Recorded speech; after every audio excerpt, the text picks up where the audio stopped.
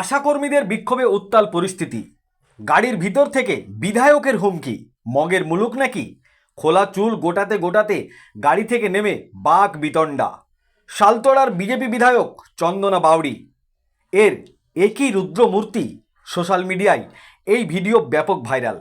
আশাকর্মীদের উপর একেবারে ক্ষুব্ধ বিজেপি বিধায়িকা চন্দনা বাউড়ি। একদিকে চন্দনা বাউড়ির এই ভিডিও ভাইরাল, আর একদিকে বাঁকুড়ায় হঠাৎ করে এক আশাকর্মীর মৃত্যু।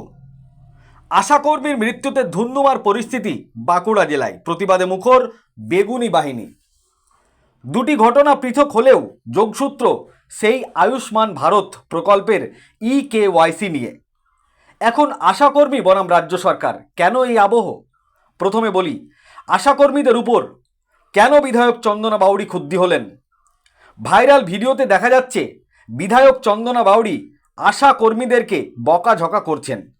তাই বিধায়কের সম্মান রেখে নিজেদের সমস্যার কথা নিচু গলাতেই বলছেন সামনে দাঁড়িয়ে থাকা দুই আশাকর্মী। কিন্তু কে শোনে কার কথা? গ্রামের মানুষদের সামনে বিধায়কের হুঁশিয়ারি। তিনি বলেন, চুরি করে চাকরি পেয়েছো নাকি? এই ভিডিও ভাইরাল হতেই কেউ বাহবা দিচ্ছেন, কেউ আবার আশাকর্মীদের সমর্থনে তাদের মন্তব্য তুলে ধরছেন। কিন্তু আসল ঘটনা কি? কি হয়েছে? কেন এত হম্বিতম্বি বিধায়কের? ঘটনাটি শালতোড়ার। অভিযোগ, বাড়ি বাড়ি গিয়ে আয়ুষ্মান ভারত প্রকল্পের EKYCর কাজ করতে হচ্ছে আশাকর্মীদের। কিন্তু শালতোড়ায় আশাকর্মীদের কাজ নিয়ে ক্ষোভ প্রকাশ করেছে স্থানীয়রা। অভিযোগ, আশাকর্মীরা লোকের বাড়ি বাড়ি না গিয়ে নিজের বাড়িতে ডেকে কাজ করছে। এই অভিযোগ পেয়ে আসরে নামেন বিধায়ক চন্দনা বাউড়ি। তখন দুই আশাকর্মীকে সামনে পেয়ে তীব্র ভৎসনা করেন বিধায়ক। বিধায়কের সেই ভিডিও ভাইরাল হয় সামাজিক মাধ্যমে। বিধায়কের দাবি, আশাকর্মীদের বাড়ি বাড়ি গিয়ে EKYC করার কথা, সেখানে উপভোক্তাদের কেন একটি নির্দিষ্ট জায়গায় ডেকে নেওয়া হচ্ছে? এর ফলে সাধারণ মানুষ হয়রানির শিকার হচ্ছে, সরকারের বদনাম হচ্ছে। মানুষের সুবিধার জন্যই আশাকর্মীদের নিয়োগ করা হয়েছে। তাই বাড়ি বাড়ি গিয়ে পরিষেবা দেওয়া আশাকর্মীদের কর্তব্য, এটা বলেন বিধায়ক। অপরদিকে আশাকর্মীদের একাংশের দাবি, তারা প্রযুক্তিগতভাবে কাজটি ঠিক মতন করতে পারছেন না। বাড়ির অন্যান্য সদস্যদের কাছে তাদের সাহায্য নিতে হচ্ছে। এমনিতেই এলাকাভিত্তিক কাজকর্মের পাশাপাশি তাদেরকে বাড়তি দায়িত্ব কাঁধে চাপায় আশাকর্মীদের মধ্যে ক্ষোভ গুঞ্জন শুরু হয়েছে। এই বিতর্কের মধ্যেই বাঁকুড়ায় মিলেছে দুঃসংবাদ। এক আশাকর্মীর মৃত্যু ঘিরে তোলপাড় আরকনন গ্রামীণ হাসপাতাল। কিভাবে মৃত্যু হলো আশাকর্মীর?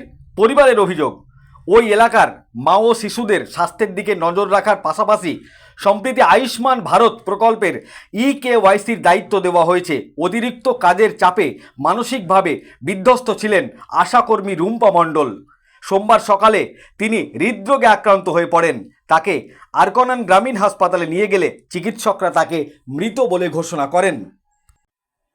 তারপর এই ঘটনা সামনে আসতেই আশাকর্মীদের আয়ুষ্মান প্রকল্পের কাজ থেকে রেহাই দেওয়ার দাবিতে মৃতদেহ আটকে রেখে প্রবল বিক্ষোভ শুরু করেন আশাকর্মীরা। পরবর্তীতে বিশাল পুলিশ বাহিনী গিয়ে পরিস্থিতি নিয়ন্ত্রণ করে। তারপরে জেলা শাসক, CMOH, অন্যান্য আধিকারিক এছাড়াও পার্শ্ববর্তী বিধায়করা এসে পরিস্থিতি নিয়ন্ত্রণ করার চেষ্টা করছে। দুই পক্ষের বক্তব্য শোনাবো আপনাদের। এই ভিডিওটি যারা দেখছেন, ভিডিওটি শেয়ার করবেন, চ্যানেলটি লাইক করবেন আর সাবস্ক্রাইব করবেন। আই লাভ মাই ইন্ডিয়া, মেরা ভারত মহান।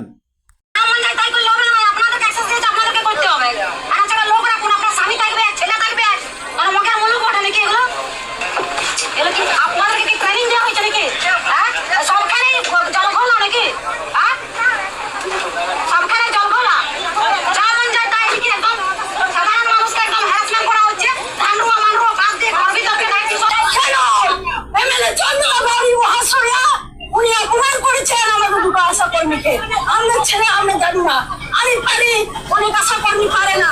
তাদের বাচ্চাদেরকে দিয়ে, তাদের হাজবেন্ডকে দিয়ে EKYC করাচ্ছিল। ওনার তাতে খুব গায়ে লেগেছিল।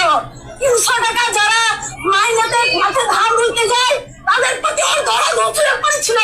আমাদেরকে 5000 টাকা বাড়িয়েছে, আমরা কোনো হাতে পাইনি 5000। কেন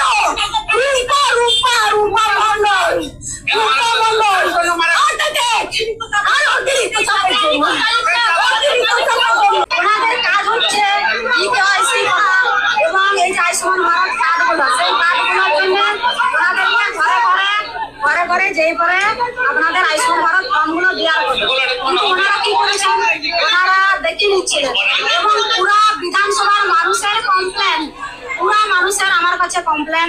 এমনকি রাজামলাতে একটা ঘটনা ঘটেছে, সেই ঘটনাটা আমরা ধামা চাপা দিচ্ছি, আমাদের ছেলেদেরকে বলেছি যেন এটা কিছু না হয়, তো এগুলো আমরা চাপা দিচ্ছি। আর উনি আমার গ্রামে যে ঘটনাটা ঘটেছে, ওনার গ্রাম ঘরে, মানে আমার গ্রাম তো, তাহলে ওনার কোনটা ঘর, ওনার কোনটা ঘর আমি জানি ভালো করে।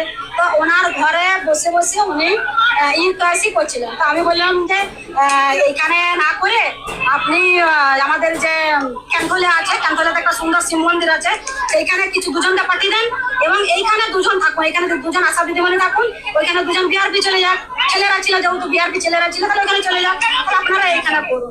ওনারা বলছেন না আমাদেরকে এইখানেই পাঠিয়েছে।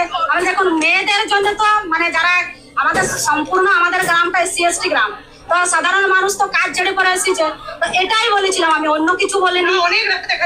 হ্যাঁ রাত কেন দেখাবো না বলুন, আপনাদের কথা আমার কাছে কমপ্লেন আসছিল বলেই না বলেছি।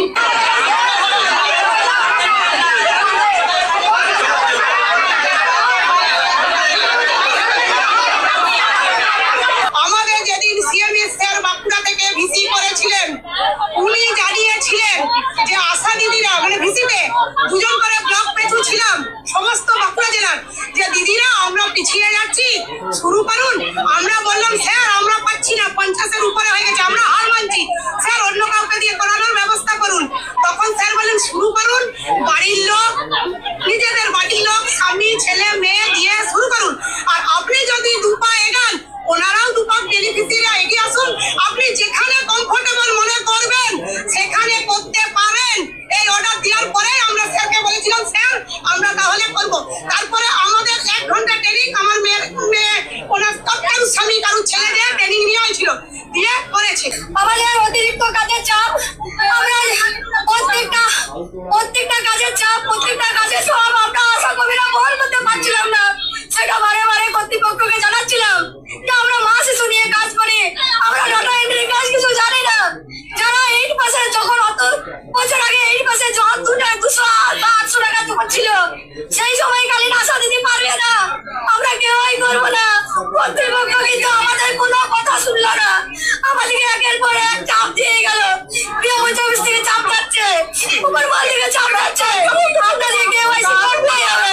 এবারে কেওয়াইসি করছে, আয়ুষ্মান ভারতের ফর্ম বিলি করছে। আপনারা আজকে আমাদের রূপা মন্ডল, একটা সহকর্মী 35 বছর বয়স, ও রাতেবেলায় আমার ছেলে ভালো করে কথা বললো, আজ আমাদের ডেপুটেশন দেওয়া ছিল, চন্দ্রবাবু আমাদেরকে অপমান করেছে বলে আমাদের আজ সমস্যা রাখা ছিল।